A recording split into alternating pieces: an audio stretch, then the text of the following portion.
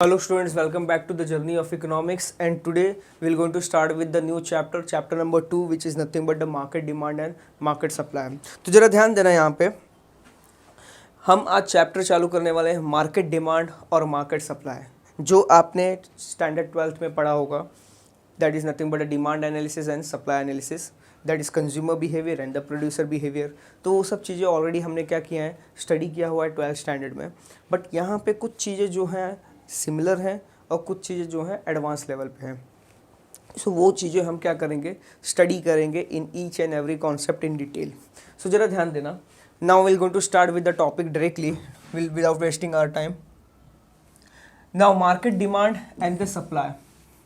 जैसे बात हो रहा है मार्केट डिमांड और मार्केट सप्लाई की, तो मार्केट डिमांड का मतलब क्या होता है? What do you mean by the demand? Demand is a desire and ability and willingness to spend a certain amount of money and purchase the goods and services from the market. That is nothing but the demand is. So demand, and what do you mean by the supply? Supply is that amount of a quantity of a goods and services which the seller will going to supply, or seller will going to keep it into the market in order to sell the same from the to the customers by the market, by the seller. So that is exactly the supply is. So quantity of goods and services हम warehouse से market में shift किया, हमने transport किया, and वहाँ पे seller का intention क्या होता है, ये जो stock of goods है इसे हमें क्या करना है, sell करना है, which is nothing but the supply. So thereafter if we going to see ये particular chapter में हम क्या क्या पढ़ने वाले हैं. Now what we going to study in this particular chapter? ये chapters में हम cover करेंगे demand, supply and the most important part, which is nothing but what exactly your market equilibrium and the changes which are taking place in the market equilibrium. Demand और supply के बारे में तो हमने already पढ़ा हुआ है, जो कि डिटेल में हम डिस्कस करेंगे. अब मार्केट इक्विलिब्रियम और changes in the market equilibrium. ना मार्केट इक्विलिब्रियम एक ऐसा सिचुएशन होता है जहाँ पे आपका D demand curve and SS supply curve, demand का और सप्लाई का क्या होता है, इंटरसेक्ट करता है, और ये इंटरसेक्टेड पॉइंट को बोला जाता है equilibrium, which is nothing but the market equilibrium. जब market equilibrium is a situation जहाँ पे आपका market demand is equals to the market supply, जितनों उन्होंने डिमांड किया उतनों को सप्लाई किया गया. So both the situations, the demand quantity demanded and the quantity supplied, जो दोनों क्या है आपकी इक्वल है. That is nothing but the equilibrium, जिसके बारे में हम स्टडी करेंगे. So let's continue with the same, let's not waste our time. चलते हैं इंट्रोडक्शन पे. जरा ध्यान देना यहाँ पे. इंट्रोडक्शन क्या है? One of the most important area of study in the business economics is the market. Market जो है बिजनेस इकोनॉमिक्स का बहुत ही इंपॉर्टेंट एरिया है स्टडी का, क्योंकि बिजनेस इकोनॉमिक्स हम यूज़ ही कर रहे हैं मार्केट में. बिजनेस इकोनॉमिक्स हम यूज़ ही कर रहे हैं मार्केट के लिए. So for the market the business economics is very important. Producer produces the market, for the market where the interaction between the demand and supply of a product determines the price. Now producers अपने goods and services कहाँ पे sell करते हैं? वो market में जहाँ पे demand और supply मिलके price क्या करते हैं, decide करते हैं. The price of a product and its sales determines the total revenue. Price और आपका जितना क्वांटिटी हम क्या करने वाले हैं, सेल करने वाले हैं, दोनों मिल के क्या करते हैं, आपके टोटल रेवेन्यूज डिसाइड करते हैं. And when will going to do the price into quantity, we are getting what, total revenue, from which the total cost is deducted to arrive at a profit और the loss. अब हम यहाँ पे क्या करते हैं, जो भी हमारा टोटल रेवेन्यू आया उसमें से हमने टोटल कॉस्ट को माइनस किया, तो उससे हमें प्रॉफिट और लॉस मिलता है. The business enterprises survival, success and the failure depends upon what price the market determines for its product. Now business survive कर पाएगा या नहीं कर पाएगा, बिजनेसमैन खुद का बिजनेस रन कर पाएगा कि नहीं कर पाएगा, तो वो सब चीज़ें, वो सब डिसीजंस कहाँ पे होते हैं, वो सब डिसीजंस डिपेंड करते हैं मार्केट पे, और ये मार्केट आपका डिटरमाइन करता है प्राइस, और वो प्राइस के बेसिस पे ही हम क्या करते हैं, अपने डिसीजंस लेते हैं. And then we are coming to know about कि हम सर्वाइव कर पाएंगे कि नहीं कर पाएंगे ये प्राइस पे. अगर ये प्राइस पे अगर मार्केट में हम गुड्स एंड सर्विसेज को सेल करते हैं तो हम अपने आप को सर्वाइव कर पाएंगे. That question is coming with the help over here in case of a what demand and supply situations. So the demand for the product and the supply of the product, दोनों मिलके क्या बनाते हैं आपके equilibrium. Class the price the market determines for its product and in the market situation demand for the product and supply of the product. Demand और supply दोनों मिलके क्या करते हैं आपके, एक डिमांड होता है और एक सप्लाई होता है। डिमांड और सप्लाई मिलके आपके मार्केट इक्विलिब्रियम डिसाइड करते हैं और the prices they are deciding. So the equilibrium price की जब बात करते हैं हम, the equilibrium price of a product is the price at which the market clear itself and that is nothing but it's at its this price the demand for the product is exactly equal to the supply. So market equilibrium या फिर equilibrium price वो situation है जहाँ पे आपका demand equal होता है supply के। मार्केट इक्विलिब्रियम वो सिचुएशन होता है जहाँ पे आपका demand is equals to what, supply, and the every market tends to settle at this equilibrium price. In order to understand the market equilibrium हम क्या करना है, हमें पहले मार्केट डिमांड और मार्केट सप्लाई को समझना ज़रूरी है। तो मार्केट इक्विलिब्रियम को समझने से पहले हम मार्केट डिमांड और मार्केट सप्लाई के बारे में जान लेंगे जो ऑलरेडी हमने किया हुआ है। Now if you going to see equilibrium price is being decided with the help of a demand and supply. Now the first one, what do mean by the demand. ये कुछ ऐसे चैप्टर्स हैं class जो हमने already cover up किए हुए हैं, तो हम ज़्यादा डिटेल में इस पर डिस्कशन नहीं करेंगे, हम अपने मेन टॉपिक पे आएंगे which is nothing but the demand. Now demand का मतलब क्या होता है? डिमांड का मतलब desire, ability and willingness to pay. That is a willingness, ability and the desire, that is capacity, capability. अब तीनों को मिला दिया जाए तो आपका क्या बनता है, डिमांड बनता है। कि अगर मैं डिज़ायर हूँ, if I wanted to buy something और मैं उसको परचेस कर सकता हूँ और मैं परचेस करना चाहता हूँ, that is nothing but what exactly the demand is. So यहाँ पे demand is what exactly, in short it is the goods and services which is backed by the ability and the willingness to buy the goods and services. So basically ability और willingness दोनों को जब हम मिला देते तो हमें क्या मिलता है, we are getting this term that is demand. And the demand for the goods and services is the function of a price. Now function याद है, हमने चैप्टर नंबर 1 में पढ़े थे क्लास। फंक्शन मतलब डिमांड आपका फंक्शन करता है, डिमांड आपका चेंज होता है, डिमांड आपका एक्टिविटी करता है जब कुछ फैक्टर्स में चेंज होता है। जब ये कुछ फैक्टर्स, जब अदर फैक्टर्स चेंज होते हैं तब आपका डिमांड क्या होता है, चेंज होता है। तो अगर याद होगा आपने 12th स्टैंडर्ड में डिटरमिनेंट्स के बारे में पढ़ा था, तो demand is the function of, so basically demand is the function of price, consumers income, taste preferences, size of the population, price of the substitute and the price of the complement products, nature, geographical and social factors and there are the many more things जिसके ऊपर आपका क्या करता है, demand depend करता है और demand change होता है। तो एक एक चीज़ हम डिटेल में डिस्कस करने वाले हैं यहाँ पे। सबसे पहले स्टार्ट करते हैं प्राइस से। जब हम बात करते हैं प्राइस की तो which kind of relationship is there in between the price and demand. Demand और प्राइस के बीच में क्या है, प्राइस और डिमांड के बीच में इनडायरेक्ट रिलेशनशिप है, इनवर्स रिलेशनशिप है। जब प्राइस आपका इंक्रीज होगा तो डिमांड क्या होगा, डिक्रीज होगा और वाइस वर्सा। तो वो रिलेशन किसका है, प्राइस का। सेकंड, जब बात करते हैं हम कंज्यूमर इनकम की, तो कंज्यूमर इनकम का साथ आपका डिमांड का डायरेक्ट रिलेशनशिप है। जब आपका इनकम बढ़ेगा डिमांड भी क्या होगा, बढ़ेगा, और जब आपका इनकम घटेगा तो डिमांड क्या होगा, घटेगा। देन आफ्टर हम बात करते हैं जब टेस्ट एंड द प्रेफरेंसेस की।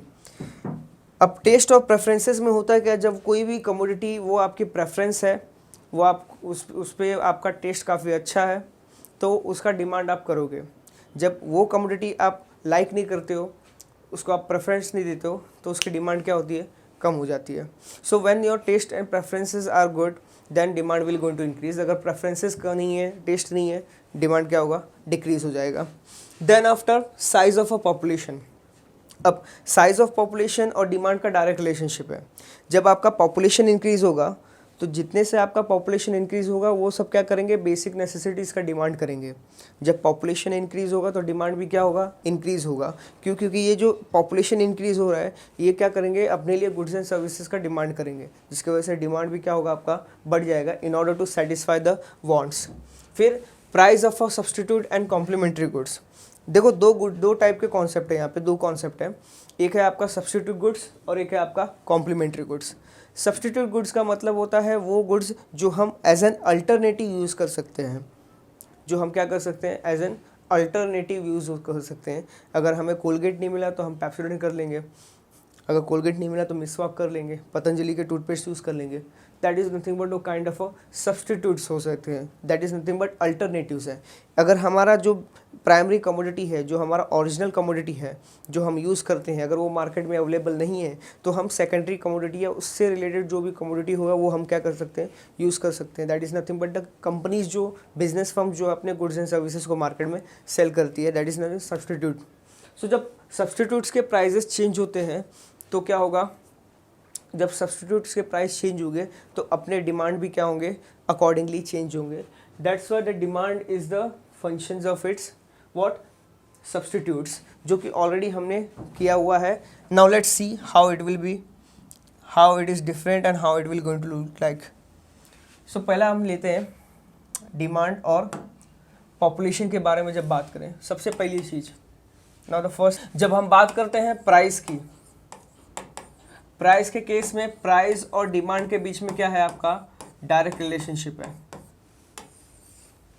फिर सेकंड आता है आपका क्या, सेकंड आता है आपका कंज्यूमर इनकम।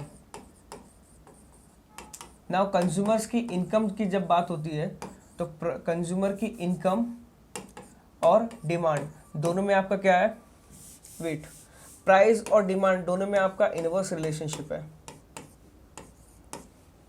और इनकम और आपके डिमांड में क्या है, आपका डायरेक्ट रिलेशनशिप है। देन थर्ड वन, जब थर्ड की बात करें, ले लेते हैं हमारा पॉपुलेशन। तो जब पॉपुलेशन आपका इंक्रीज होगा, डिमांड भी क्या होगा, आपका इंक्रीज होगा। इन द सिमिलर मैनर जब बात करते हैं हम सब्सटीट्यूट गुड्स की class, in case of a substitute goods, जो कि इम्पॉर्टेंट है समझना। नाउ सब्सटीट्यूट गुड्स में क्या होगा, दो गुड्स होंगे, गुड्स एक्स और गुड्स वाई, और गुड्स ए और गुड्स बी। तो अगर जब प्राइस, एक का प्राइस चेंज हो रहा है, suppose price of A commodity और डिमांड ऑफ कमोडिटी बी मान लेते हैं। अब हम स्टडी किसकी कर रहे हैं, डिमांड की, किसके, कमोडिटी बी के।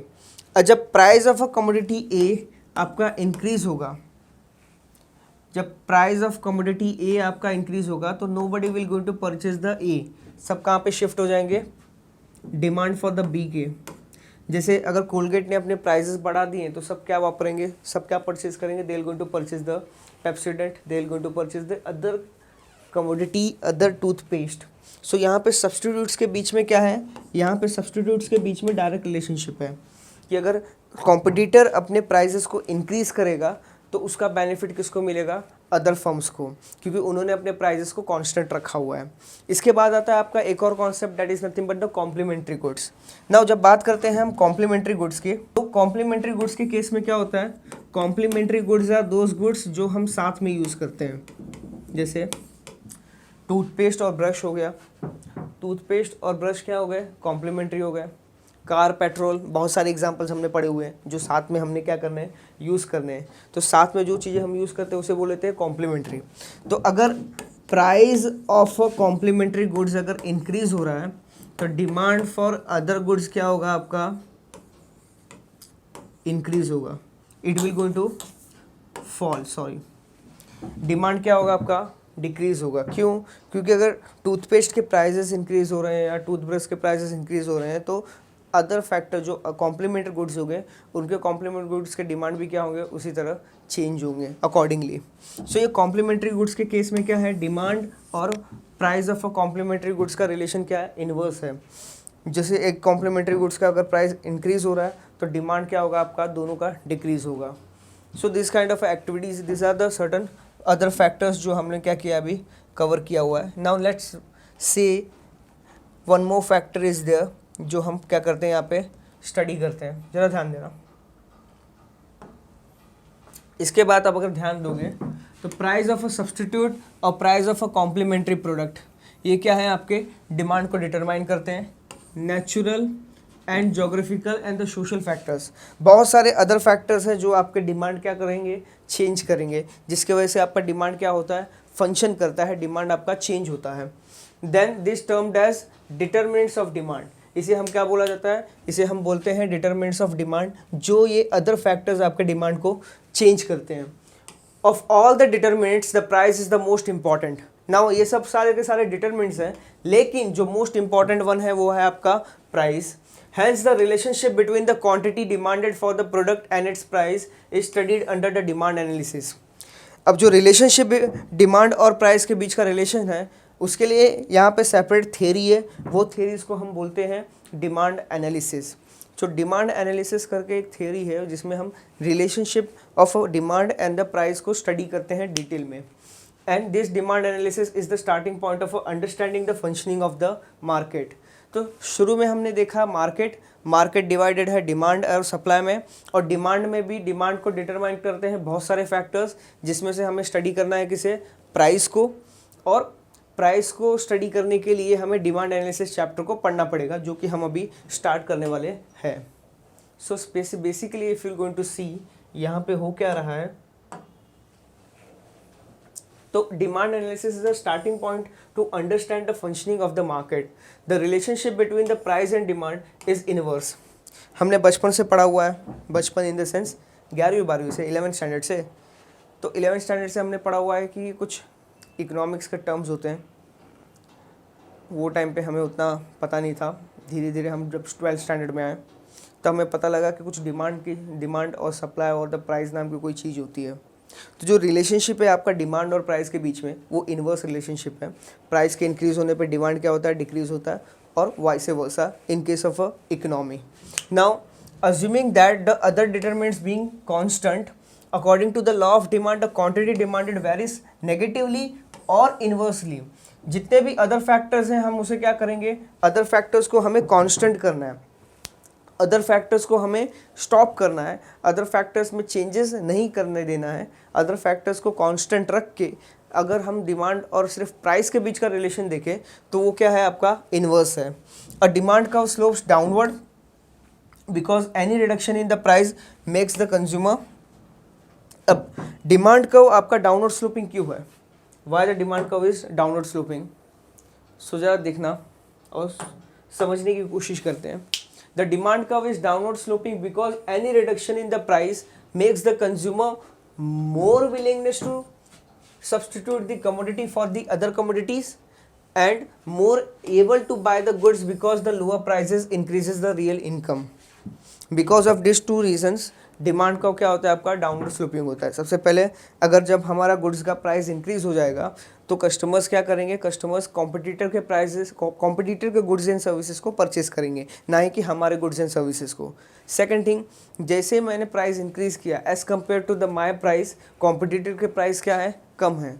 इसका मतलब मेरे क्वांटिटीज़ अगर वो परचेस करेंगे तो कम परचेस कर पाएंगे, लेकिन कॉम्पिटिटर के प्राइसेस के हिसाब से अगर उनके क्वांटिटीज़ को वो परचेस करते हैं, उनके गुड्स एंड सर्विसेज को परचेस करते हैं, तो कंज्यूमर्स को ज़्यादा क्वांटिटी मिलेगी in the lowest price as compare to मेरे प्राइस में। So if I am increasing my price, it is beneficial for the competitor because they will going to earn the lots of profit by selling their product to the consumer. तो यहाँ पे जब भी demand का downward sloping क्यों है, तो because of this two reasons, कि अगर प्राइस के इंक्रीज होने पे डिमांड डिक्रीज हुआ, इसका मतलब more willingness to substitute, competitors का गुड्स एंड सर्विसेज यूज़ करना ज़्यादा हो जाएगा, तो nobody will go to buy it from us. सब क्या करेंगे, कॉम्पिटिटर और अदर फर्म्स और सब्सटीट्यूट और अल्टरनेटिव यूज़ करना चालू कर देंगे। And the more ability to buy the goods is nothing but the same income effect. अब इनकम इफेक्ट को क्या बोला जाता है, how this income effect will going to affect this thing. जब प्राइस आपका ज़्यादा है और आपके कंपैरिजन में अदर फर्म्स का प्राइस कम है, तो कस्टमर्स आपसे नहीं परचेस करेंगे, कस्टमर्स अदर फर्म से परचेस करेंगे। मतलब आपके प्राइस के कंपैरिजन में उनके इनकम में ज़्यादा क्वांटिटी वो परचेस कर सकते हैं दूसरे कॉम्पिटिटर्स से, दूसरे फर्म से। So this is known as income effect. Then after, the quantity demanded of a commodity is always expressed in the relation to the price and the time period. For example, 200 pairs of shoes sold at 1,500 per pair in a month by the shoe store. So it is nothing but a quantity, obviously in terms of a numbers ही हम क्या करते हैं, इसे determine करते हैं और इसे show करते हैं। So this is what exactly हमने क्या किया, डिमांड एनालिसिस का चैप्टर चालू किया हुआ है। एंड मार्केट डिमांड और मार्केट सप्लाई को बहुत ही जल्द हम क्या करने वाले हैं, स्टडी करने वाले हैं और हम अपना बिजनेस रिलेटेड डिसीजन मेकिंग करेंगे। सो नाउ पे अटेंशन, अभी नया स्टार्ट करते हैं जो है हमारा डिमांड शेड्यूल और demand curve. Demand analysis chapter हमने चालू किया है जिसमें प्राइस और डिमांड के बीच का रिलेशनशिप बहुत इन द डिफरेंट वे हम क्या करेंगे, स्टडी करेंगे। कभी ग्राफ यूज़ करेंगे, कभी इक्वेशन, कभी फंक्शन, कभी हम यूज़ करेंगे स्लोप्स का। सो बहुत जितने भी हमने कॉन्सेप्ट्स अभी तक फर्स्ट चैप्टर में पढ़े हुए हैं, सब कॉन्सेप्ट्स का यूज़ करके in a different way, in a different method demand और प्राइस के बीच का रिलेशनशिप स्टडी करने की कोशिश करेंगे। कुछ लोगों को ग्राफ अच्छा लगेगा, कुछ लोगों को शेड्यूल अच्छे लगेंगे, कुछ लोगों को स्लोप, कुछ लोगों को functions, some of them will going to like the equation. तो बहुत सारे वेज हैं किसी भी चीज़ को स्टडी करने के लिए इकोनॉमिक्स में, जो आपको अच्छा लगे वो आप क्या कर सकते हैं, सिलेक्ट कर सकते हैं। So accordingly if you going to see यहाँ पे क्या हो रहा है, according to the law of demand, if we assume that all the factors other than the price remains constant, we can derive the price demand relationship in the functional form. हमें क्या मिल सकता है, प्राइस और demand relationship in the functional form. Other factors जो हैं सबको constant कर दो, consumer income, price of a substitute, price of a complementary, population, government and other social factors. तो ये सब जितने भी अदर फैक्टर्स हैं सबको क्या कर लेना है हमें, consumer income including all the things, सब फैक्टर्स को कांस्टेंट रख के सिर्फ प्राइस और डिमांड के बीच का रिलेशनशिप देखेंगे। So the demand function for the price can be explained in this manner, the quantity demanded of a commodity X class QDX is equals to FPX। इसका मतलब quantity demanded of a commodity X is a function of a price of a commodity X. जैसे जैसे price of a commodity X change होगा वैसे वैसे आपका quantity demanded of a commodity X भी क्या होगा, चेंज होगा। So this changes that the QDX is equals to F of PX, जहाँ पे QDX stands for quantity demanded of a commodity X, PX stands होता है आपका price per unit of a commodity X, and F denote क्या करता है आपका functional relationship। So specifically अगर आप यहाँ पे देखेंगे, if you're going to see QDX क्या है आपका quantity demanded of commodity X, PX आपका price per unit of a commodity X, और F आपका denote करता है क्या आपका, this is your functional relationship. Functional means what, functional means price के कैसे चेंज होने पे, प्राइस के एक्ट करने पे डिमांड कैसे रिएक्ट करेगा। So that is not action and reaction, those things which we are taking place in case of a price and the demand. So now pay attention, the next one, the demand curve function is the linear form, can be expressed as follows. अब एक होता है आपका linear form और एक क्या होता है आपका नॉन लीनियर फॉर्म। दोनों फॉर्म्स को हम यहाँ पे देखने वाले हैं। सो when we talk about the demand function in the linear form, तो ये है आपका linear form which is nothing but the QDX quantity demanded of a commodity X is equals to A minus B into PX, जहाँ पे इस particular equation को हमने already study किया हुआ है प्रीवियस वीडियो में, प्रीवियस लेक्चर्स में, कि quantity demanded of commodity x, किसी भी चीज़ का डिमांड दो चीज़ों पर डिपेंड करता है, एक हो आपका A और दूसरा क्या है आपका B। A is nothing but the quantity demanded when the price is zero। जब प्राइस ज़ीरो होता है तो भी कुछ कमोडिटीज़ होते हैं जिसका हम क्या करते हैं, मार्केट में डिमांड करते हैं। And B is the correlation coefficient between the quantity demanded and the price. B क्या है आपका, ये कोरिलेशन कोएफिशिएंट है, एक ऐसा फैक्टर है जो प्राइस और डिमांड के बीच के रिलेशनशिप को क्या करता है, स्टडी करता है। कुछ चीज़ों का डिमांड फिक्स होता है despite of a change in the price, और कुछ चीज़ों का क्या होता है, क्वांटिटी डिमांडेड चेंज होता है with the change in the price. तो वो सब चीज़ें क्या होती है यहाँ पे हम स्टडी करेंगे। Then over here if you going to see क्या हो रहा है यहाँ पे, इन द सेम इक्वेशन और in the above equation, A represents the quantity demanded at a zero price, it is a constant and it is known as intercept parameter। अगर याद होगा आपको तो ना प्रीवियस वीडियो में हमने स्टडी किया था, the quantity is equals to A minus BX और BY, जहाँ पे A आपका इंटरसेप्ट था और B क्या था आपका slope. So specifically if you going to see यहाँ पे A आपका है intercept parameter and the B is nothing but what, changes quantity demanded of a commodity X में जितना चेंज होता है divided by price changes, that is nothing but what your slope is. B will be negative because of the inverse relationship between the price and the quantity, and let's suppose the demand equation is estimated as this one. Now यहाँ पे अगर आप ध्यान दोगे, normally हमारा equation कैसा होता है, नॉर्मली हमारा इक्वेशन होता है it is like a Q D और specifically C is equals to A plus B into Y. ये आपका क्या है, कंजम्पशन एक्सपेंडिचर का इक्वेशन है। जो कंजम्पशन हम करते हैं, हम कंजम्पशन कैसे करते हैं, कौन से टाइप के कंजम्पशंस होते हैं, वो सब आते हैं आपके किस में, C is equals to A plus B Y में। यहाँ पे इनकम और कंजम्पशन के बीच में डायरेक्ट रिलेशनशिप है क्लास, इनकम और कंजम्पशन के बीच में डायरेक्ट रिलेशनशिप है, इसलिए यहाँ पे क्या होता है, हम प्लस साइन का यूज़ करते हैं। प्लस साइन का हम यूज़ करते हैं किस लिए, क्योंकि यहाँ पे डायरेक्ट रिलेशनशिप है। और माइनस साइन का यूज़ कब करते हैं, जब जहाँ पे इनडायरेक्ट रिलेशनशिप हो। तो specifically if you going to see, जब अगर प्लस साइन का यूज़ होता है जहाँ पे डायरेक्ट रिलेशनशिप है, और माइनस साइन रिप्रेजेंट क्या करता है आपका,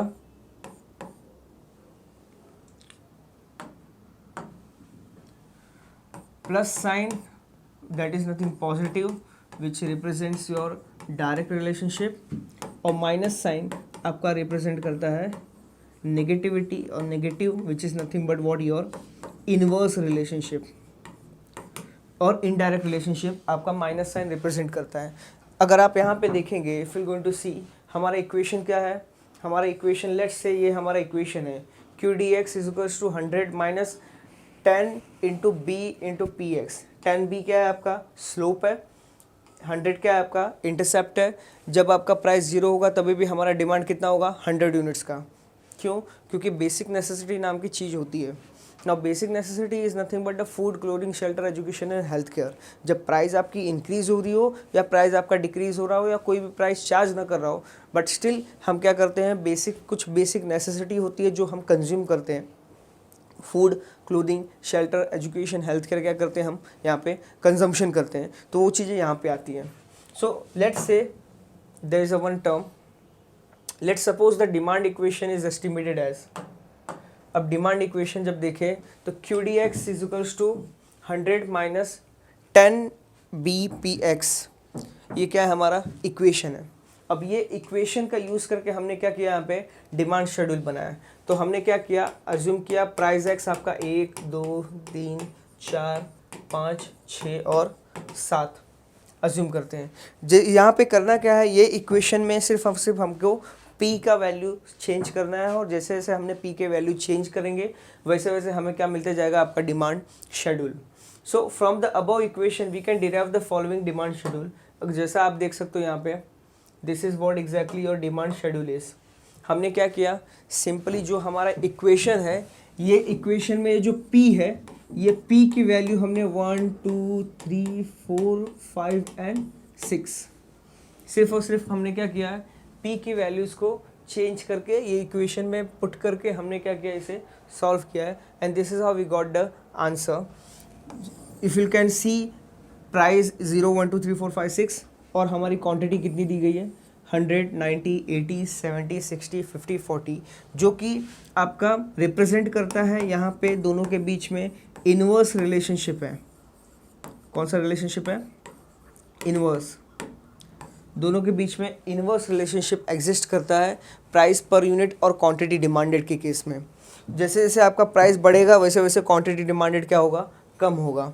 सो यहाँ पे प्राइस आपका क्या हो रहा है, इंक्रीज़ हो रहा है, और क्वांटिटी डिमांडेड क्या हो रहा है, आपका डिक्रीज़ हो रहा है। सो प्राइस इंक्रीज़ होता चले जा रहा है और क्वांटिटी डिमांडेड डिक्रीज़ होती चली जा रही है। So it is what exactly is the case, it is a inverse relationship, जो क्या है आपका ये डिमांड शेड्यूल आपको बता रहा है।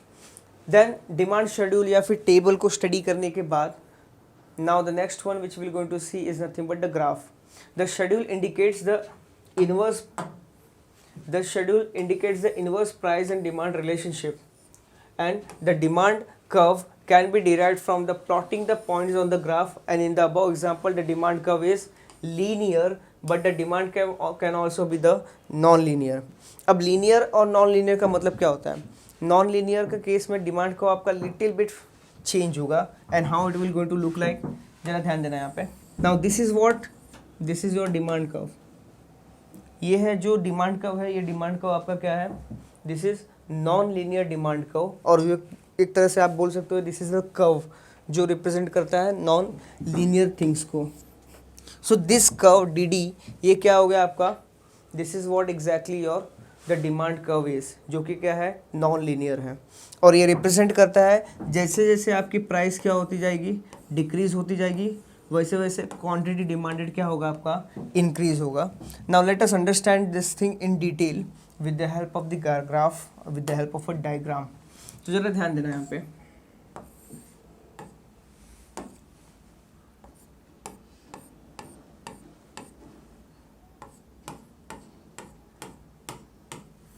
सो 1 2 3 4 5 एंड 6, ये क्या हो गया आपका प्राइस, और क्वांटिटी डिमांडेड,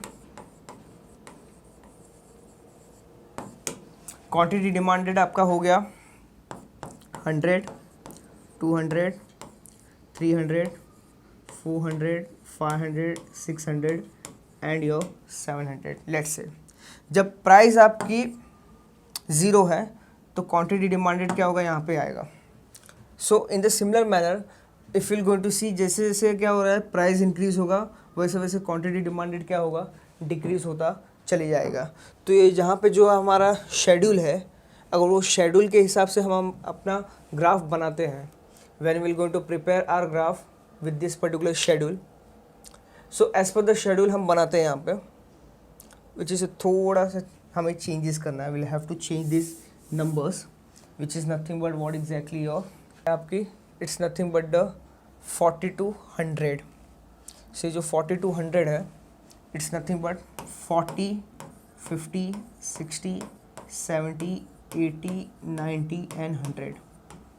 तो जब आपकी वैल्यू क्या है, जब आपका when your price is 0, quantity demanded क्या हो गया 100, जब प्राइस आपका 1 है, क्वांटिटी डिमांडेड क्या हो गया 90, जब प्राइस आपका 2 है, क्वांटिटी डिमांडेड क्या हो गया 80, जब आपका प्राइस 3 है, क्वांटिटी डिमांडेड 70, जब प्राइस 4 है, क्वांटिटी डिमांडेड 60, जब आपका प्राइस 5 है, quantity demanded 50, and when the price is 6, quantity demanded is nothing but what exactly और 40। तो ये जो डॉट्स हैं, ये डॉट्स को हम अगर मिलाएंगे तो हमें मिलेगा एक क्या, this is what D D demand curve, जो कि आपका नॉन लीनियर है। Linear curves are nothing but a kind of a straight line, और non linear curve we have drawn with the help of the information जो वहाँ पे दी गई है। This is what D D demand curve exactly is. तो demand curve क्या है, यहाँ पे इनवर्स रिलेशनशिप है। ये क्या है, this is a kind of a graph analysis chapter, demand analysis concept with the help of a graph, या फिर हम क्या कर सकते हैं, कर्व्स को यूज़ कर सकते हैं, टेबल्स को यूज़ कर सकते हैं, इक्वेशन से स्टडी कर सकते हैं, या फिर फंक्शंस का यूज़ कर सकते हैं। It depends upon us. Then same in the similar manner if you going to see, next one क्या है आपका, the next one is your individual and the market demand. ज़रा ध्यान देना, individual and the market demand बहुत ही ज़्यादा important है। जब बात करते हैं इंडिविजुअल डिमांड की, तो इंडिविजुअल डिमांड का मतलब होता है demand made by the individual person. एक सिंगल पर्सन, एक अकेला आदमी जब किसी भी चीज़ का डिमांड करता है तो उसे बोला जाता है इंडिविजुअल डिमांड। और मार्केट डिमांड का मतलब जब बहुत सारे कस्टमर्स हैं, there are the many customers, एक मार्केट में बहुत सारे कस्टमर्स हैं और सब ने क्या किया है, कुछ ना कुछ डिमांड कर रहे हैं, कुछ ना कुछ गुड्स एंड सर्विसेज का डिमांड कर रहे हैं। जब सब कस्टमर्स की डिमांड को हम एक साथ लेके आएंगे, it is nothing but the market demand. So for example, एक पर्टिकुलर मार्केट है और वो मार्केट में देयर आर द 5 पीपल्स, और पाँचों ने कुछ चीज़ें डिमांड की, तो उन पाँचों पर्सनस के डिमांड्स को जब हम ऐड करेंगे तो हमें मिलेगा क्या, market demand. So individual demand is nothing but the demand made by the individual consumer. एक सिंगल कंज्यूमर ने जब कोई चीज़ें डिमांड करनी है तो वो क्या हो जाएंगे, अपने इंडिविजुअल डिमांड हो जाएंगी। एंड मार्केट डिमांड के केस में क्या होनी है कि यहाँ पे बहुत सारे पर्सन्स है, 5-6 worker, there are the 5 to 6 customers और the 7 customer depending upon the number of customers. सबके डिमांड्स को ऐड किए, हमें क्या मिल गया, मार्केट डिमांड, जो हम क्या करने हैं यहाँ पे देखेंगे। Then after if you going to see the figure table number 2.1, यहाँ पे क्या कर रहे हैं, यहाँ पे figure number table number 2.1 and the figure number 2.1 shows the demand curve representing the demand of the individual consumer। इसके पहले वाला जो हमने टेबल देखा और ये जो हमने ग्राफ यहाँ पे प्रिपेयर किया, this graph is nothing but what exactly your individual demand curve. एक अकेला इंडिविजुअल कंज्यूमर का डिमांड क्या है यहाँ पे हमने रिप्रेजेंट किया हुआ है। Then next one if you going to see यहाँ table number 2.2 market demand schedule. Market demand का मतलब होता है बहुत सारे जैसे इंडिविजुअल्स हैं, वो इंडिविजुअल्स को डिमांड्स को जब हम ऐड करेंगे तो हमें क्या मिलेगा, market demand.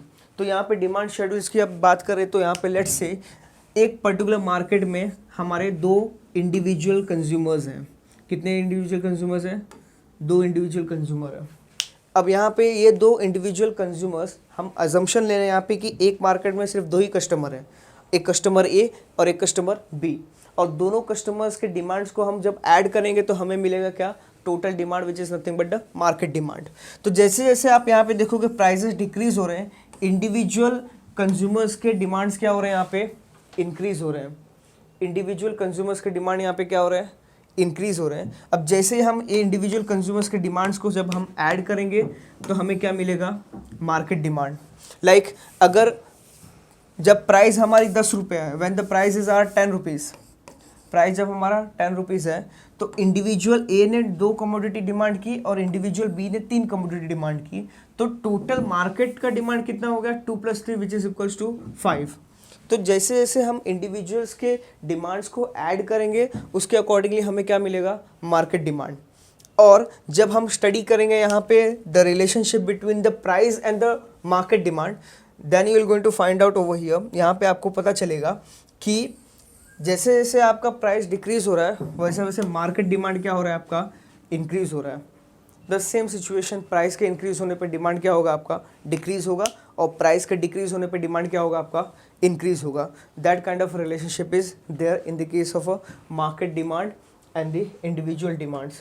So specifically if you going to see over here, कुछ एक्सप्लेनेशंस दिए हुए यहाँ पे, can be seen from the figure table number 2.2 that the total or the market demand curve of a commodity X is obtained by adding horizontally। हमने क्या किया था, demand of the individual ए और इंडिविजुअल बी को add किया, तब जाके हमें क्या मिला, total market demand at a different prices पे। The market demand schedule shows that the price falls and the quantity demanded goes on rising, increase होता है। And in other words the market demand schedule shows the inverse relationship between the price and the quantity demanded. Price और quantity demanded के बीच में कौन सी relationship है, inverse relationship है। There is a inverse relationship जो हमने ऑलरेडी देख लिए हैं। Now if you going to see the market demand curve. Now market demand curve की जब बात करें हम, let's take an example and हम क्या करते हैं, मार्केट डिमांड कर्व को क्या करते हैं, यहाँ पे ड्रॉ करेंगे। So will going to draw the market demand curve, जो है सिंपली दो इंडिविजुअल डिमांड कर्व्स को जब हम ऐड करेंगे, समझ लो ये डिमांड कर्व है आपका ए का और ये डिमांड कर्व है आपका बी का। तो दोनों के डिमांड कर्व को जब हम ऐड करेंगे तब जाके हमें क्या मिलेगा, will get a demand curve of market. तो ये आपका आएगा मार्केट का demand curve which is nothing but the similar, same है जैसा हमने क्या किया था इंडिविजुअल शेड्यूल्स में डिमांड को ड्रॉ किया था इंडिविजुअल शेड्यूल्स का यूज़ करके। And then after if you're going to see when you're going to add the demand curve of a A and demand curve of a B, तब हमें क्या मिलेगा, मार्केट डिमांड। एंड ये market demand जो है वो हमें इंडिविजुअल कंज्यूमर ए और इंडिविजुअल कंज्यूमर बी के डिमांड कर्व को ऐड करने के बाद हमें मार्केट डिमांड कर्व मिलेगा। सो अगर फिगर 2.2 आप देखें टेक्स्ट बुक में, the demand curve D A shows the various quantity of a commodity x which is purchase by the individual A eight a different price, और डिमांड कर्व डीबी जो है वो show करता है different quantity जो purchase किए commodity x के individual B के द्वारा एट अ डिफरेंट प्राइसेस। तो डिमांड कर्व ए और डिमांड कर्व बी दोनों को जब हम ऐड करते हैं तो हमें क्या मिलता है, market demand curve. And it is derived by the summing of the horizontally the individual demand curves. Horizontally हमने इंडिविजुअल डिमांड्स कर्व को जब ऐड अप किया तब जाके हमें क्या मिला, मार्केट डिमांड मिला। And it shows the total quantity of a commodity x demanded at a various prices and it is equals to the sum of the individual quantities demanded by the A and B। Individual consumer A और individual consumer B के demand के quantities को जब हमने add किया हमें मिला market demand, और उससे हमने क्या किया, मार्केट डिमांड का डिराइव किया हुआ है। And there are the certain further explanations which are given to you it's nothing but the individual demand, the individual and the market demand curve slopes downward, and this indicates the inverse relationship between the price and quantity demanded, जो हम क्या कर रहे हैं पहले से पढ़ते आ रहे हैं.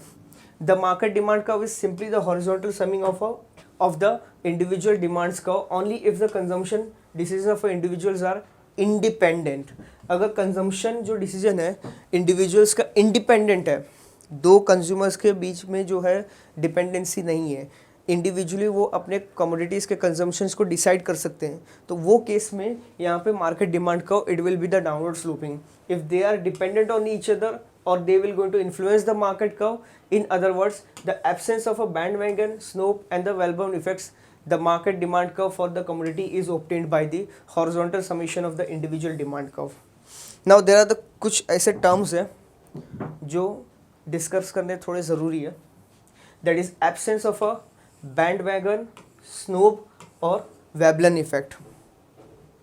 ये वो इफ़ेक्ट्स होते हैं जिसमें प्राइजेस तो इंक्रीज़ हो रहे हैं, लेकिन प्राइस के इंक्रीज़ होने के साथ साथ डिमांड भी आपका क्या होगा, इंक्रीज़ होगा. मोस्टली जो लग्जरियस आइटम होते हैं जो हम स्पेसिफिकली यूज़ करते हैं अपने शो ऑफ के लिए, इन शॉर्ट जो हम शो ऑफ करने के लिए जो कमोडिटीज़ का यूज़ करते हैं, वो वहाँ पे आप band wagon effect, snob effect और वेबलन इफ़ेक्ट का यूज़ कर सकते हो, जिसके केस में प्राइस जितना ज़्यादा होगा उसका डिमांड उतना ज़्यादा इंक्रीज़ होते चले जाएगा. Just to show off to the peoples हम क्या करते हैं, अपने कमोडिटीज़ कुछ परचेज़ करते हैं, तो वहाँ पे हम ये इफ़ेक्ट्स को यूज़ कर सकते हैं. So this is how we started with the chapter number 2 and हमने क्या किया, introduction, equilibrium, market demand, market supply, फिर डिमांड में बहुत सारे डिटरमिनेंट्स हमने स्टडी किए, जिसमें से हमें रिलेशनशिप स्टडी करना था प्राइस और डिमांड के बीच में. उस रिलेशनशिप को हमने स्टडी किया. इंडिविजुअल डिमांड और मार्केट डिमांड को भी क्या किया, कवर अप किया हुआ है. So the remaining part we're going to continue in the next lecture. Till the time, all of you will going to revise this particular chapter and you're going to wait for the next video. Thank you.